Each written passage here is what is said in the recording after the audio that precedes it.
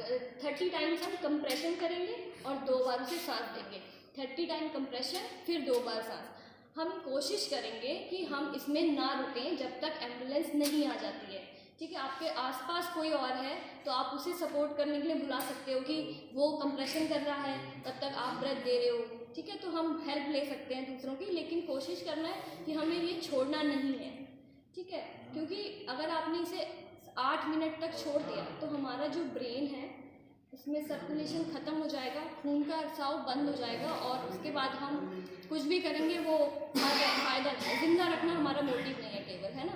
ज़िंदा रखने के साथ साथ अगर उसका दिमाग ही काम करना बंद हो गया है, कोमा में रख के कोई फ़ायदा नहीं है। तो आपको ये चीज़ एश्योर करनी है कि आपको जो भी करना है जल्दी करना है और कोशिश करनी है तब तक करना है जब तक एम्बुलेंस नहीं आ जाती है। ठीक है, कि वो तो अलग प्रोटोकॉल है, फिलहाल हम केवल फोकस करेंगे CPR।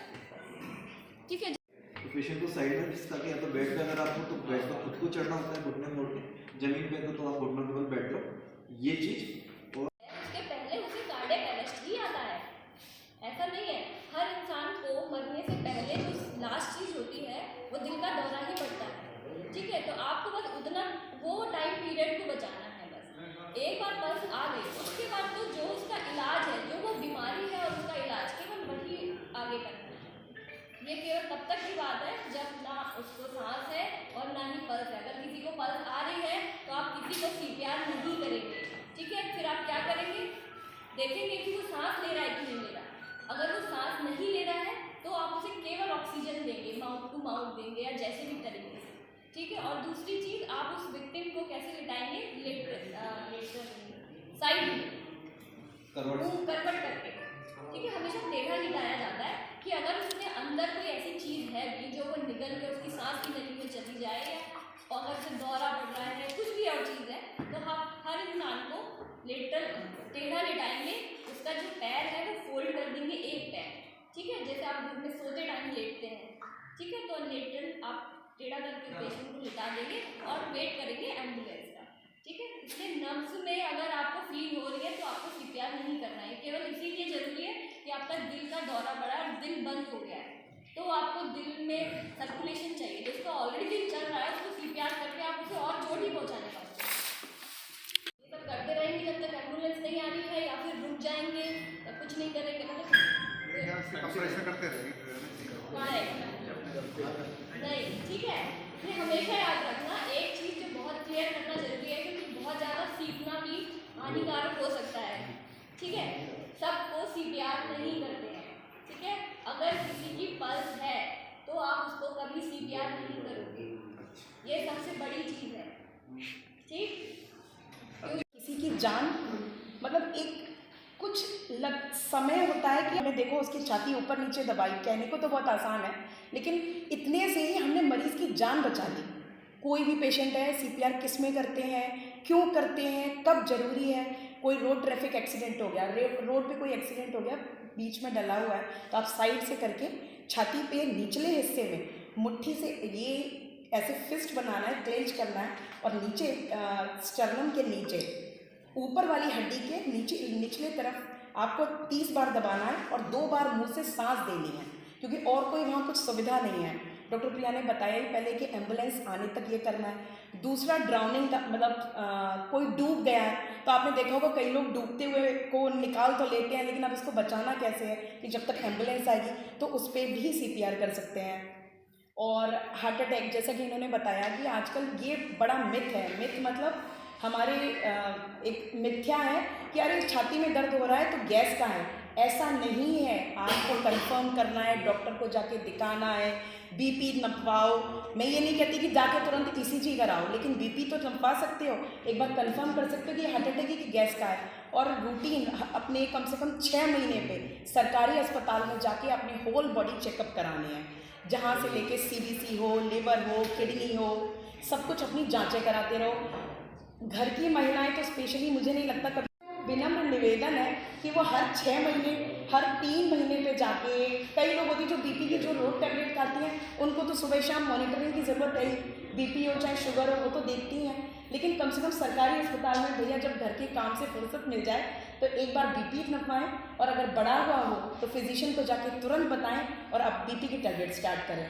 और नॉर्मल सी जो छाती की दिक्कत है या कंधे में दर्द है या पीछे की तरफ जा रहा है, तो हमको ये लगता है जो भी परेशानी छोटी मोटी है, लेकिन कब वो बड़ी हो जाती है पता ही नहीं चलता। और बाकी CPR के बारे में तो डॉक्टर प्रिया ने काफ़ी सारा बताया। कुछ आप पूछना चाहें तो बताइए। उसके हाथ पैर हिल रहे हैं तो अब क्या करें, इसको कैसे बचाएं? सिर्फ वो एक पहल है, वो एक ड्यूरेशन है कि जब तक एम्बुलेंस आएगी, कोई डॉक्टर आएगा, तो एक आम आदमी उसकी जान बचा सकता है। वो सिर्फ एक तरीका है, और वो ये नहीं कि अरे भैया डॉक्टर करेगा, कि स्टाफ नर्स करेगी, कि ANM करेगी, कि GNM करेगी, कि कोई भी फार्मासिस्ट करेगा, नहीं। एक आम आदमी जो थोड़ी भी अपनी सूझबूझ दिखाएगा तो किसी की ज़िंदगी बच जाएगी। सिर्फ उतना ही जो अभी उन्होंने बताया कि कैसे कंप्रेस करना है, और मुंह से उसको थोड़ा सा हिला के देखो, उसका ये जो सिर है जैसे ज़मीन पे लेटा, गिर के कोई इंसान ज़मीन पे ही गिरता है, मतलब जैसे अभी मैं ही बेहोश हुई तो मैं ज़मीन पे ही गिर जाऊँगी, तो आप तुरंत उसको सीधा करो। स्टेबलाइज ऐसा नहीं कि हाथ हिल रहा है, कि अपना हाथ गिर रहा है, कि पैर गिर रहा है, तो सीधे लेटाया, और ये जो चिन है, ठुड्डी है, उसको थोड़ा सा उठाया, और फिर उसके बाद छाती पे हाथ रखा, और वो अभी कोई लेटेगा तो और क्लियर हो जाएगा, और उसको 30 बार दबाना, और अपने मुंह से उसके मुंह में सांस देनी है, क्योंकि आपके पास ऑक्सीजन देने का उस वक्त कोई तरीका ही नहीं होगा। कैसे दोगे?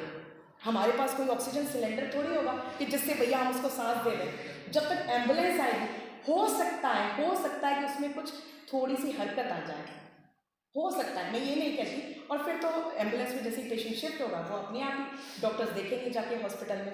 बट फिर भी मैं सबसे यही कहूँगी, जिसका जो भी सवाल है एक बार पूछ लें। हाथ सुन्न हो जाते हैं, ये सोते सोते ही होते हैं अक्सर। ये कई बार या तो नसों की काउंट में पानी नहीं पी देना, पानी आप ज़्यादा पियो कभी आपके हाथ सुन्न नहीं होंगे। जब नस सुन्न हो जाते हैं तो धीरे धीरे ऐसा लगता है मैडम चक्कर से आ रहे हैं, तो हम सबको ORS पीने को कहते हैं कि नहीं? तो आप पानी हर कम से कम वेट के अकॉर्डिंग, अगर किसी का 60 kg वेट है तो 4 लीटर 3.5 to 4 लीटर पानी लेना चाहिए, सबसे बड़ी प्रॉब्लम। और अगर जो बात ये गैस की कह रहे हैं, आप यकीन, अगर आप पानी लेंगे तो आप यकीन मानिए आपकी गैस की दिक्कत आधी दूर हो जाएगी। और ना यकीन हो तो ये करके देखना। और ऑक्सीजन कौन पहुंचाता है? ब्लड। और उसमें अब आप नहीं हिल रहे तो हो सकता है आपका हार्ट इतना काम नहीं कर रहा, हो सकता है थोड़ा बहुत कर रहा हो या ना के बराबर, तो कम से कम ब्लड को पंप करके, उसको CPR देके ब्लड को पुश करेंगे, हार्ट को पुश करेंगे कि ब्लड सप्लाई करे। हाँ बिल्कुल सही। जो मतलब बीइंग गायनेकोलॉजिस्ट, स्त्री रोग विशेषज्ञ, मेरा कहना ये है, स्ट्रेस, इतना वर्क स्ट्रेस, इतना लाइफ में स्ट्रेस, जो बहुत बड़ा रीज़न है। और ना यकीन हो, किसी से पूछ के देखो, हर आदमी अरे बहुत चिंता है भाई, सबका एक ही काम है, मतलब हर इंसान यही कंप्लेन करता है।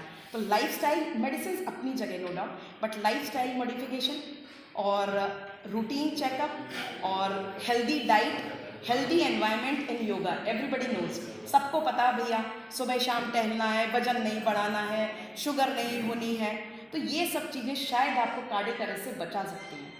नो डाउट कि अभी हर आए दिन न्यूज़ सुन लेते हैं, यानी 25 साल के अभी एक जिम में वो एक्सरसाइज कर रहे थे, वो नीचे गिरे और उनकी डेथ हो गई, तो होता कार्डियक अरेस्ट ही है।